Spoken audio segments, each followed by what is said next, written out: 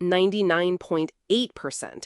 That's how much the activity of the problematic lectin phytohemagglutinin in kidney beans can be reduced by 1 hour of cooking at 95 degrees Celsius.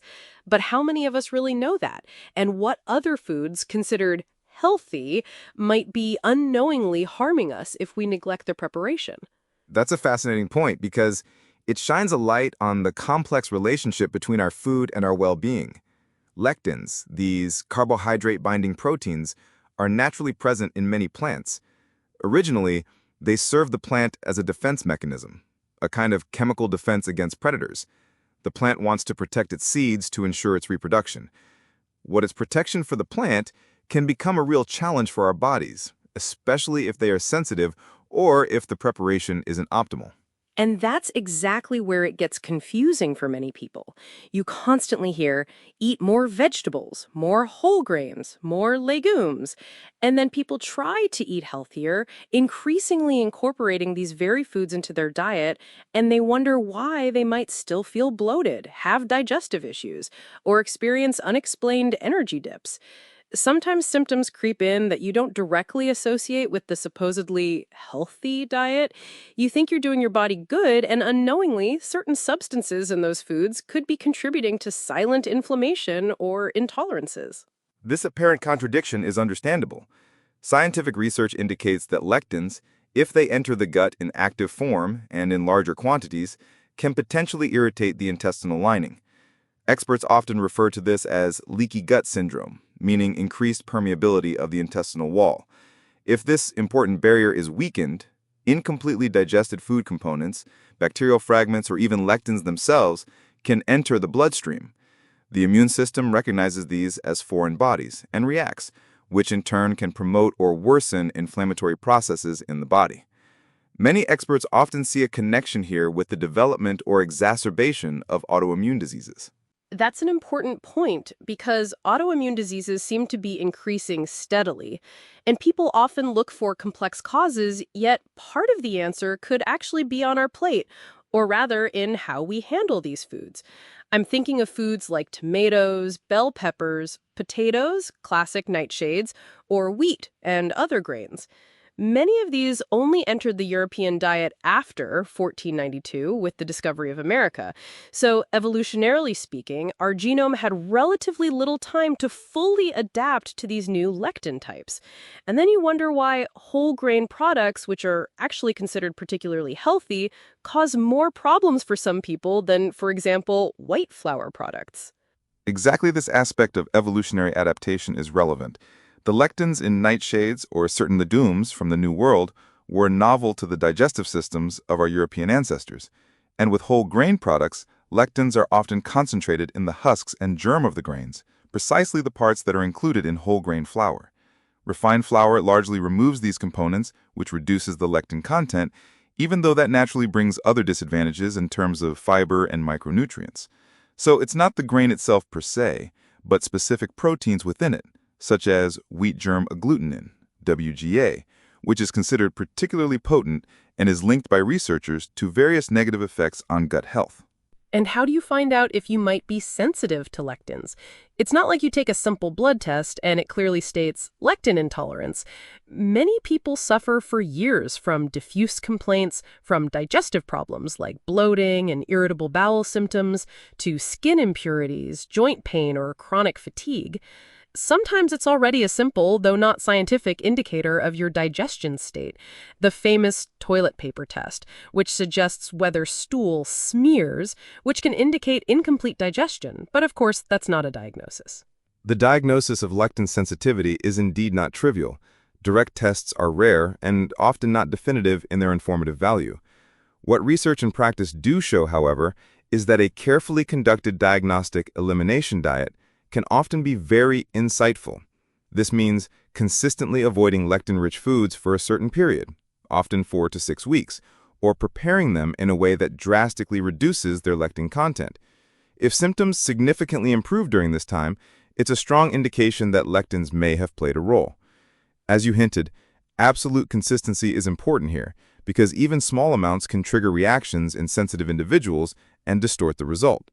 Consistency is really a sticking point. Just reducing a little bit of lectins often doesn't work if you really want to find out if they are a problem. And then there's the practical implementation. What else do I eat then? Many people think they have to give up almost everything that tastes good or is easy to prepare, but it's not about demonizing plants across the board. It's about knowing which plants are particularly rich in lectins and, very importantly, how to prepare them. Our grandmothers in many traditional cultures often knew more about this than we do today. Soaking legumes overnight and then cooking them with fresh water wasn't just an old habit, it had a tangible biochemical reason. Absolutely. Many traditional preparation methods, consciously or unconsciously, aim to reduce so-called anti-nutrients, which include lectins. Lectins are mostly water-soluble and heat-sensitive. Soaking causes some of them to transfer into the water, which is why the soaking water should also be discarded. Longer cooking, especially at temperatures above 100 degrees Celsius as achieved in a pressure cooker, denatures the protein structure of most lectins and renders them harmless. Fermentation, too, as in traditionally made sourdough bread, can break down lectins or change their structure so that they become more tolerable for us. In nightshades, like tomatoes or bell peppers, many lectins are found in the skin and seeds. Peeling and deseeding can already bring about a significant reduction. That's a good point about the pressure cooker. It's experiencing quite a renaissance right now, and not without reason. And sourdough is also making a big comeback. It seems we're returning to old knowledge to deal with modern diet-related challenges. But what about foods that can't be disarmed so easily, or where the lectin load simply remains very high for some people despite preparation, such as with certain grains? Sometimes you get the feeling the food industry isn't making it easy for us either. Gluten-free products are often full of corn or rice flour, which in turn contain lectins and can be just as problematic for some people. That's a valid observation and a common misunderstanding. Gluten-free does not automatically mean lectin-free. Corn and rice also contain lectins that can be problematic for some people. It requires a certain amount of knowledge and commitment to navigate this supermarket jungle. Research shows that a consistent low-lectin or lectin-free diet can have positive effects in certain medical conditions, such as rheumatoid arthritis or even ADHD in children, by lowering inflammatory markers and improving symptoms.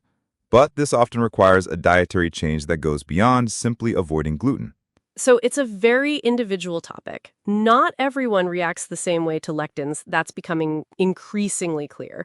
Some people can seemingly eat large amounts of legumes and whole grains without problems, while others react to even the smallest traces with significant symptoms. This probably depends heavily on individual gut health, the composition of the microbiome, and perhaps also genetic factors. The big question then is how to find a healthy balance. You don't want to fall into orthorexia and develop a panicked fear of certain foods that are actually considered healthy. Exactly, that's the crucial point for a sustainable and positive approach. It's not about scaremongering or demonizing entire food groups across the board. Many lectin-containing foods are simultaneously rich in valuable nutrients, fiber, vitamins, and minerals. The key lies in understanding, conscious preparation, and attentively listening to your body's signals.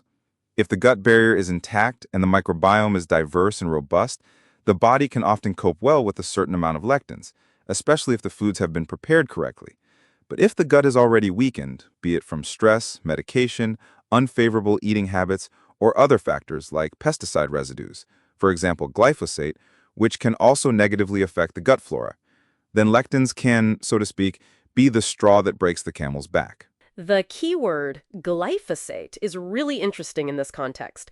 There's the theory that it's not necessarily the wheat itself that's the sole problem, but rather the agricultural treatment with glyphosate shortly before harvest, which can then lead to higher residues and further stress the gut flora. But that's probably another complex topic for itself.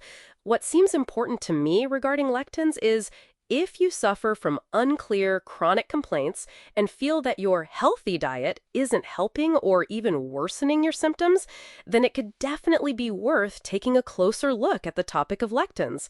It's another, often overlooked facet in the big puzzle of individual health and well-being. Right. It's an option that should be considered, especially if other approaches haven't been successful. The knowledge about the potential effects of lectins and the methods to reduce them gives us another tool to actively influence our well-being. It's about being able to make informed decisions and finding out what works best for your own body in its individual context.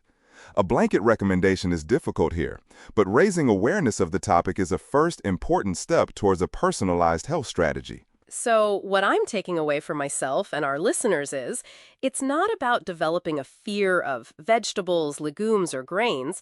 Instead, it's about understanding that plants are naturally clever survivors, and through knowledge of traditional and modern preparation methods, as well as attentively listening to our own bodies, we can find a way to utilize their undeniable benefits without unconsciously burdening ourselves. Knowledge and a willingness to experiment are truly a key to self-help here. Exactly. And the positive message is that often, small changes in preparation or conscious food choices can make a big difference to individual well-being.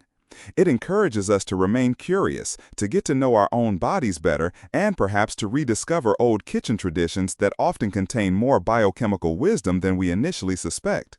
Nature provides us with many valuable resources. It's up to us to use them wisely. We would like to thank you very much for spending this episode with us. Your support and interest mean a lot to us. We hope you gained exciting insights and valuable food for thought. Stay curious, informed, and inspired. Together, we create a better future. As always, we wish everyone a long, healthy, and happy life. Until next time.